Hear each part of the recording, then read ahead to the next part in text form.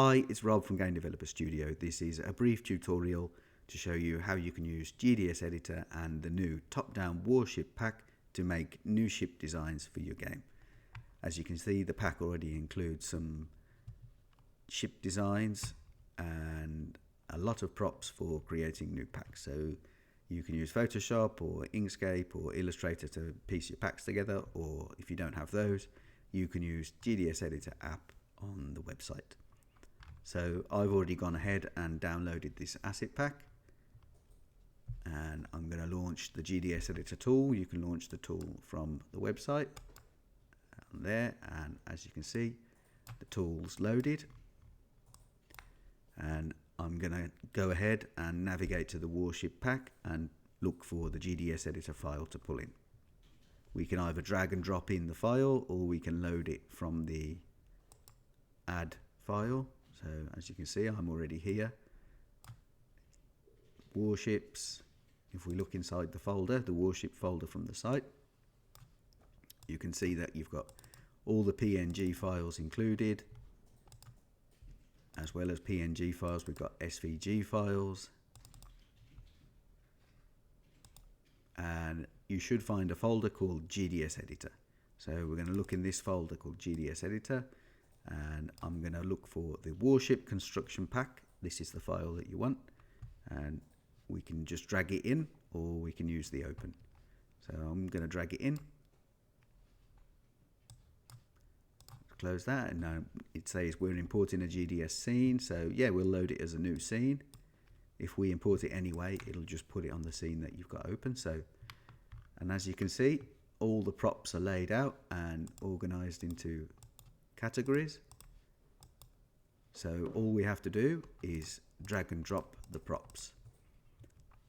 So I'm going to close that so we've got more visual space to work with, and I'm going to create one of the example ships to show you how it's done. So I'm just going to drag this hull section, and I'm going to drag it over to this area here, and as you can see, the hull section, they're tiling pieces, so they will tile together, so you can make your hulls as long as you want.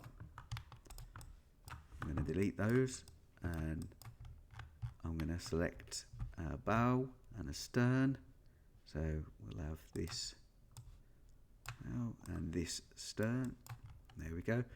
And to position these, I'm going to select all three, and I'm going to use the alignment tool, and I'm going to use vertical aligning, and this is going to position these end to end like so.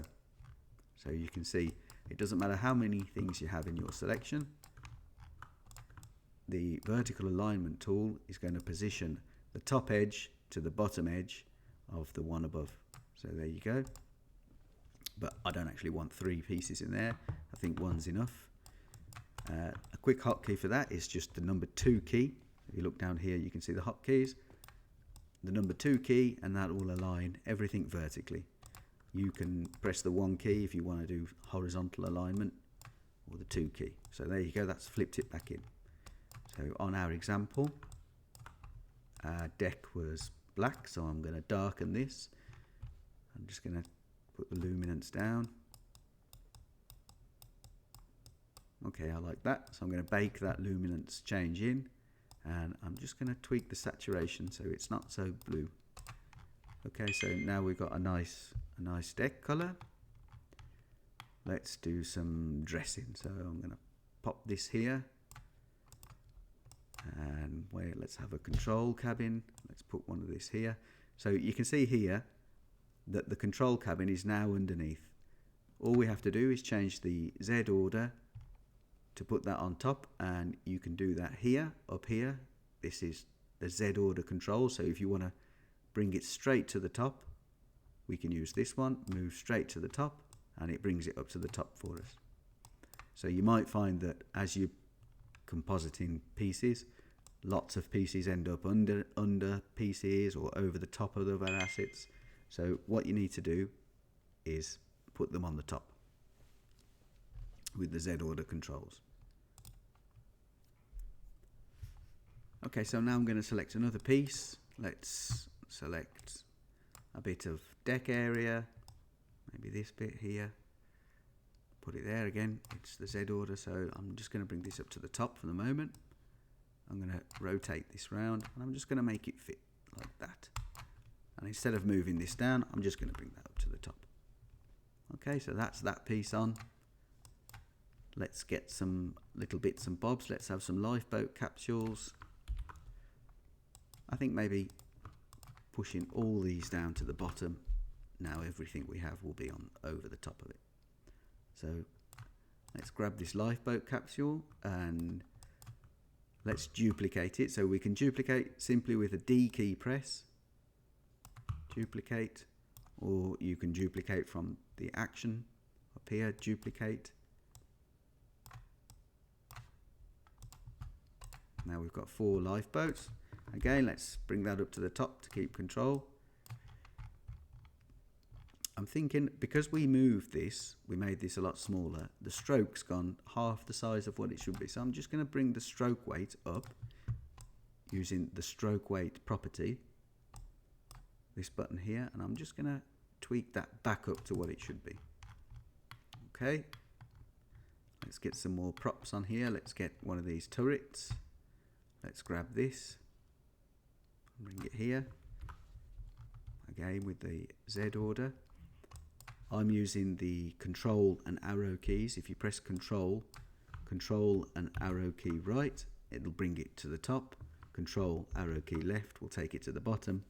Control arrow key up and down will bring it 1 step up and 1 step down.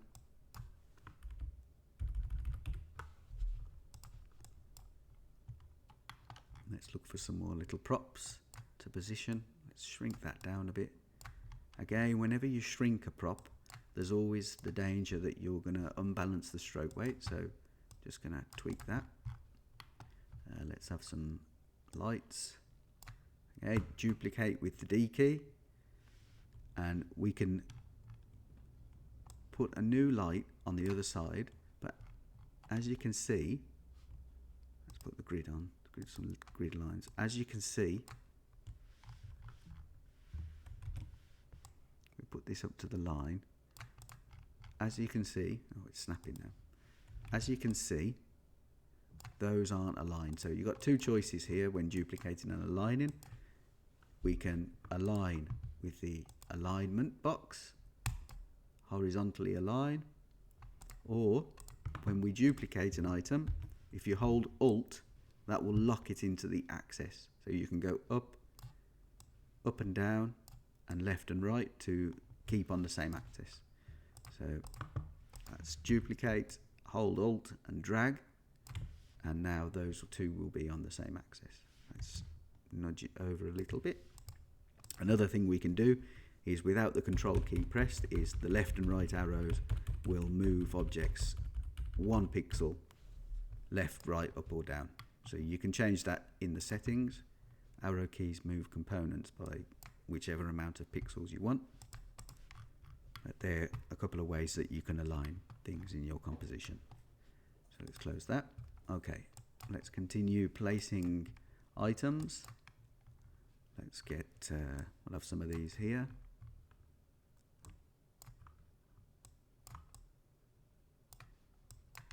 Let's grab some more general bits and bobs.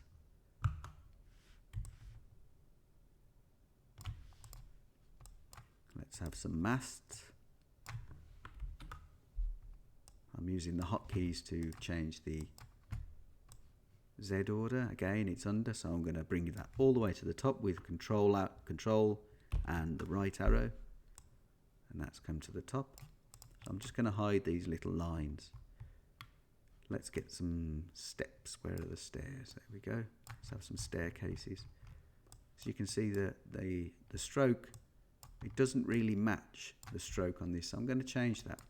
I'm going to open all the colors, and I'm going to select this stroke color, and then I'm going to use the dropper and steal that color there. So now that the stroke's exactly the same color. And let's duplicate, and with the Alt key I'm just going to drag it over, and now I'm going to step it down step by step. There we go.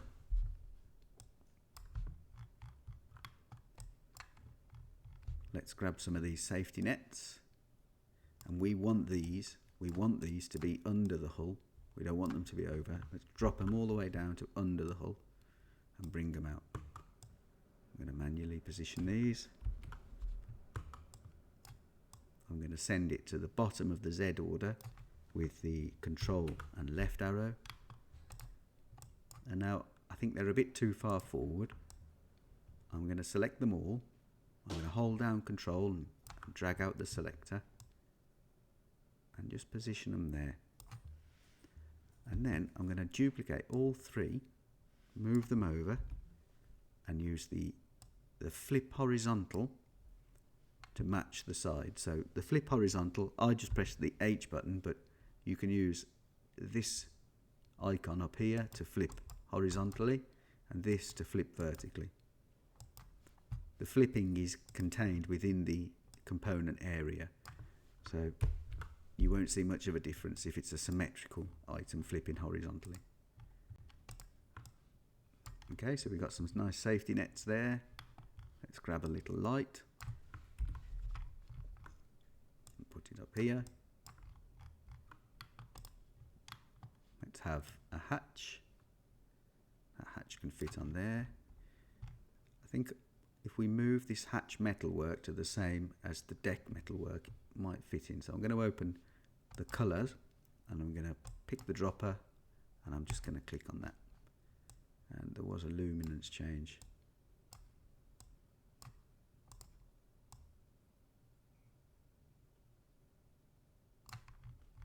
So this dropper tool, it doesn't pick up luminance, it only changes the hue and the saturation. So even if we pick that color, it'll pick the correct hue and saturation, but it won't change luminance for us, so we need to drop luminance. Okay, that about matches. Let's get some more little bits and bobs on the back here. And we'll just have a random pipe here, and a random valve under here. Let's have an anchor. So I'm going to put the anchor over here. Where did the anchor go? There it is. Again, this is another prop that needs to be under the hull. The chain over the top and the anchor under the bottom. And shall we have some turrets? Let's pick some turrets for the back.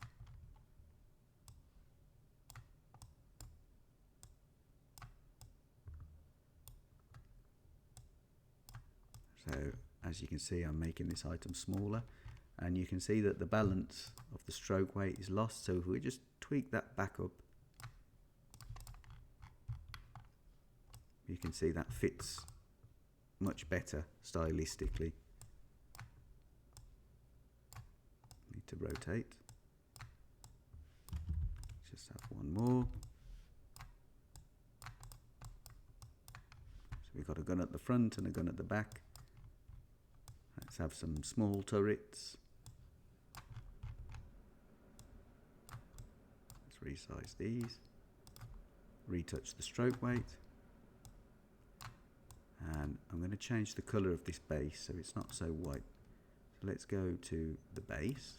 We'll select the base colour. And let's move it across to maybe a purple.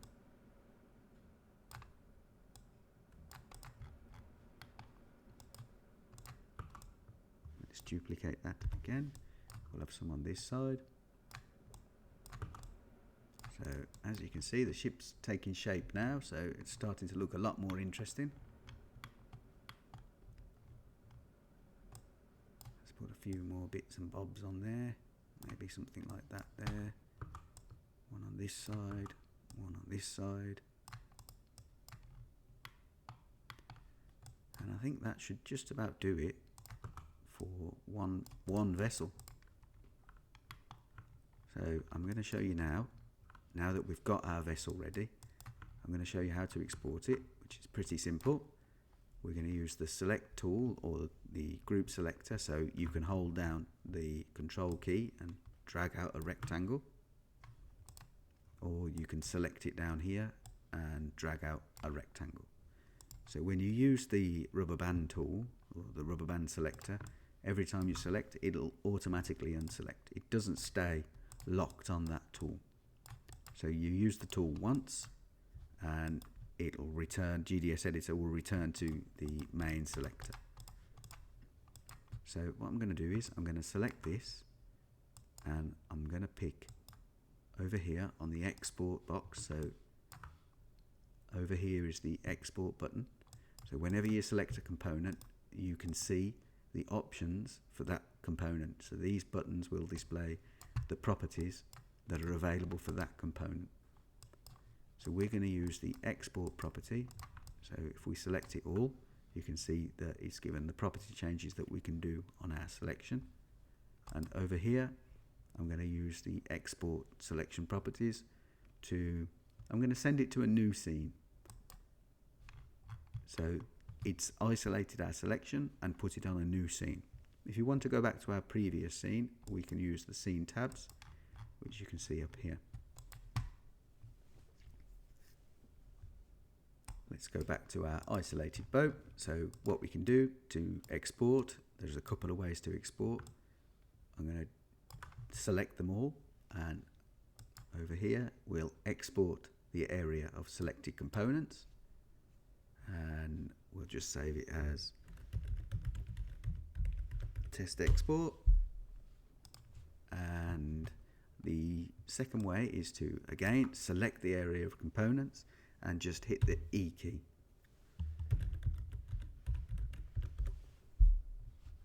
And there you go. We've now got 2 pings exported of that. So if you want to come back later to make edits to this boat, we can save the boat with the Control S, and we'll save it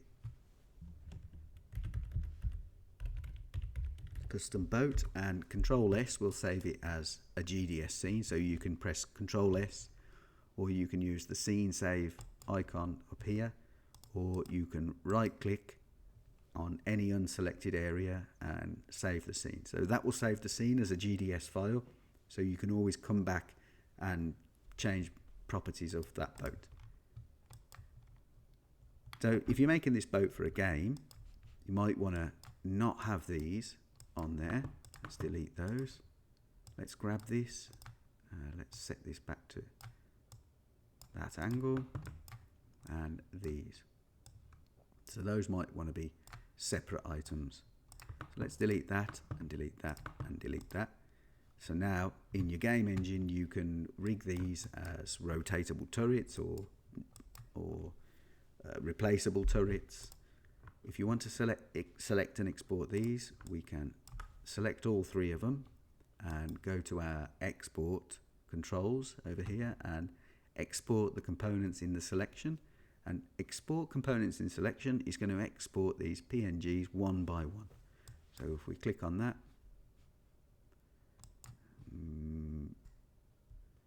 I'll put them in the PNGs. There we go. So I'm going to give permission to do that. This is not going to give us a zip, it's going to export directly to them, and there you go, it's finished. So if we check our exports, you can see we saved them in PNGs for the warships. You can see we've got our test export, which is this. We can just drag it in, and we've got test with E and our turrets. And as you can see, we've got now PNG variations of our ship. So everything here is a variation of what we made. So that's how you export the ship. If you want to load your save file again, we can do so. Let's navigate to PNGs, and it was custom boat. I think it was this one. So if we just drag that in, it's going to ask us if we want to load it as a scene or drop it into this scene. So we'll load it as a new scene. So as you can see, instead of a PNG, it's a save state of your editor file from this one. So you can feel free to carry on editing each part, make your changes and your variations from this base. So you can essentially fork any boat that you've made and make new variations upon that variation. So as you can see, you get quite a selection of props to work with and hull pieces, so you should be able to create quite a few variations. Here are some of the examples that I pieced together. These are included in the pack if you want to use them. As you can see, you can make aircraft carriers and frigates and small boats, pretty much what you need. So that's how you make more warships with GDS Editor. Thanks for watching. Goodbye.